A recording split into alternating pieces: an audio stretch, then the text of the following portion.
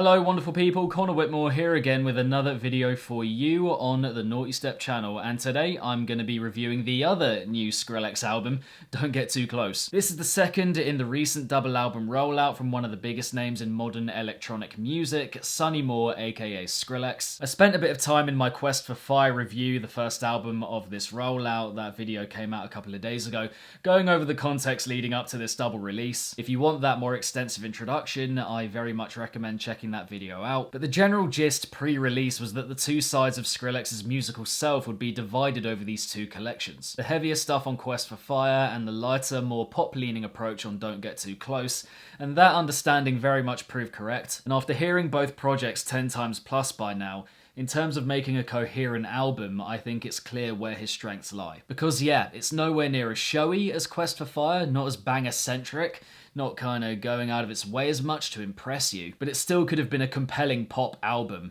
and it very much isn't that, more of a damp squib in all honesty. Not to say there isn't good material here, and similar to Quest for Fire, the opening few tracks is its strongest moment, highlighting one of my favourite parts about this LP along the way, the interconnection it establishes between itself and Quest for Fire through vocals. Even through the title, we know that the opener here, Don't Leave Me Like This, is going to be some sort of continuation of Leave Me Like This, which kicked off Quest for Fire. But it's with the isolation of that vocal in this cut that the interconnection makes itself most known. Really nice, I think, to hear the lyrics articulated more with that vocal in isolation, just gives it a very genuine and authentic feel. Layering beautifully in unison with the instrumental. I mean, it's pretty stunning in its presentation.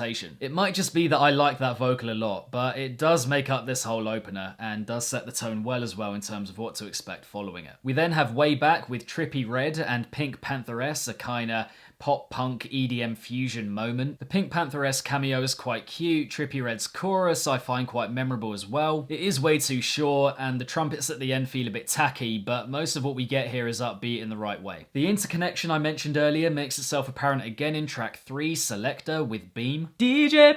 Pull up the tune, burn up the room, straight to the moon again. You can find in Rumble from Quest for Fire, just pitched up a bit. That cross-referencing is fantastic, and with that we get for me the biggest bop on the whole LP. A very warm and comforting house beat, and Beam is on hand to deliver another velvety vocal. The chemistry here is crazy good. The quivering wubs that we get in the drops give the track this kind of hovering effect that I think is really well executed. Yeah, just a really infectious cut, and in my top 5 across both albums, I would say. But I'm afraid to say that is almost the extent of the good, as from here Don't Get Too Close goes on a bit of a downward spiral. Ceremony at track 4 does have a really nice pop garage flavour to it, launching me right back to Baby Cakes and Sweet Like Chocolate. But the young lean vocal is so monotonous that it saps pretty much all the energy that instrumental has to offer, with Blade not offering much to help either, just not giving anything substantial. Also featuring Blade is Real Spring, which also doesn't provide anything memorable. I mean, it's fine. It's there, but that's it. The first also that I notice aimless vocal chopping bleeding from Quest for Fire into this LP. Summertime with Kid Cudi sees that warm weather vibe maintained, the vocal is fine, the beat is very similar to what we've had already. Feels like this song was made exclusively for driving to a spring break destination with the roof off the top of the car. Bad For Me does have one of the sweetest choruses on the LP from Corbin, to be fair. Quite syrupy, I'll give it that. But unfortunately, it simultaneously reminds me of all the corporate clubs I was dragged to whilst I was at uni, and the awful people I met in them. It can be quite hard to discern what's being said here at points, but I did hear, "You're bad for me like cigarettes." I mean, just so naff. Potentially the most offensive of the lot, though, is 3 AM with Prentice and Anthony Green. This chorus,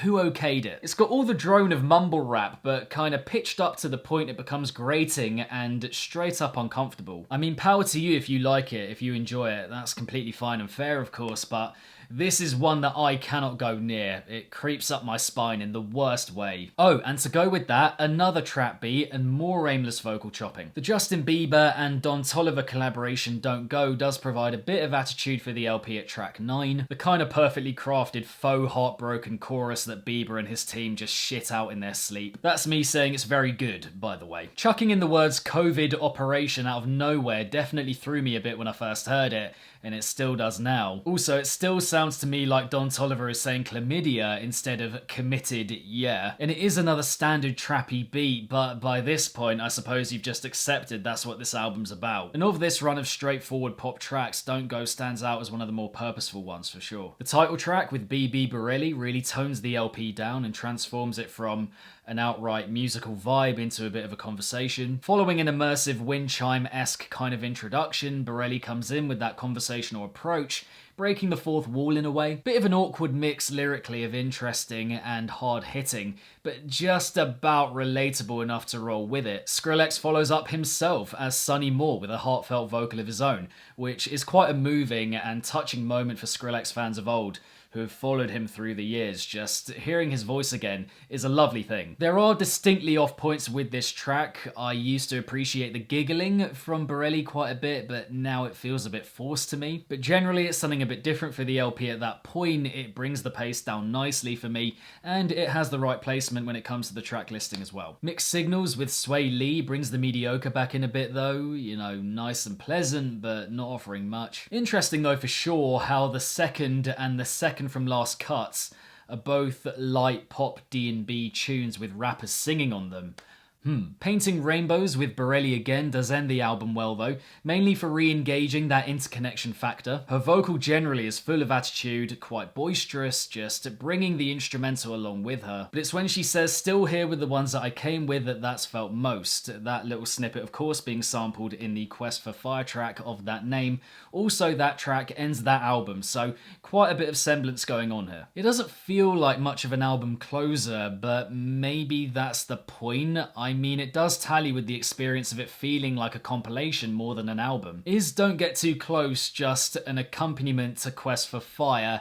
You know, some light-hearted tracks that Skrillex just wanted to put together because he could, and not something to be taken that seriously? Or maybe I'm thinking about it too much and it should just be taken for what it is, a load of pretty standard pop-leaning tracks. In terms of what I love about this album, the interconnection with Quest for Fire that I've mentioned a few times across this review would be the main thing. It becomes a bit of an Easter egg hunt as the album goes on, which is fun. You know, I would say that more artists should do it, but most of them don't drop 2 albums at once. And there are good tracks here as well, mostly at the beginning and at the very end as well, but I think that's also its problem. The spate of tracks that we get in the middle that are very run-of-the-mill and not really giving anything and which make up the bulk of the LP lest we forget, makes it an album overall that I don't really feel an urge to go back to at all. You can say what you want about it being different for him and him going down a different avenue for a whole album. That is a cool thing in itself, I appreciate that. But ultimately it boils down to wanting to hear the music again and again over and over. And I don't feel like I want to. I like to think these tracks potentially reflect him getting to a stable point in his life where he's just writing laid-back music because he can, because he wants to. You know, he's been on that journey with his mental health, as we all know, and now he's at that point, I suppose, where he's just like, yeah, I don't feel the need with this album to impress anyone or anything like that. I'm just going to write it because I want to and because it sounds nice and pleasant and everything that comes with that. But it is still an album of tracks to listen through and which he put together into this collection, and to me it just feels a bit samey, thrown together and unfinished, or maybe unfulfilled. That might be a better word for it overall. Inoffensive, agreeable background music that for the most part doesn't add anything of note to his discography. The side piece to Quest for Fire for sure, and I like that he did this thing of separating the 2 styles out, because putting it all together would not have worked well. But with such little personality and individuality on offer here, I know which one of the 2 I'm going to be going back to more and more over time. But there we have it, guys. My extensive thoughts, my full review of the second of Skrillex's recent double album rollout, Don't Get Too Close. Hope you enjoyed the video. Thank you very much for watching. Now I want to pass it off to you guys. Drop your thoughts down below after your many listens through of this album. What are you making of it overall? What's your favourite track and all that? And also, what do you make of my thoughts, my review? Drop all your thoughts in the comments down below. Please subscribe if you are yet to. If bass music is your thing, well, you know, general coverage of bass music, electronic music and stuff like that. Hit the notification bell as well along the way so you can be notified whenever I upload a new video to the channel. And my Patreon is linked down below in the description if you want to load more bass music coverage from your boy.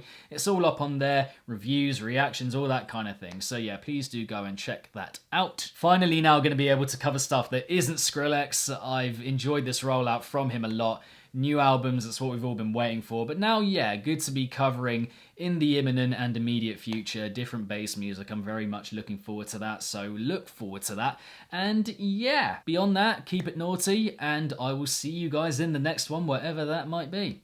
Peace.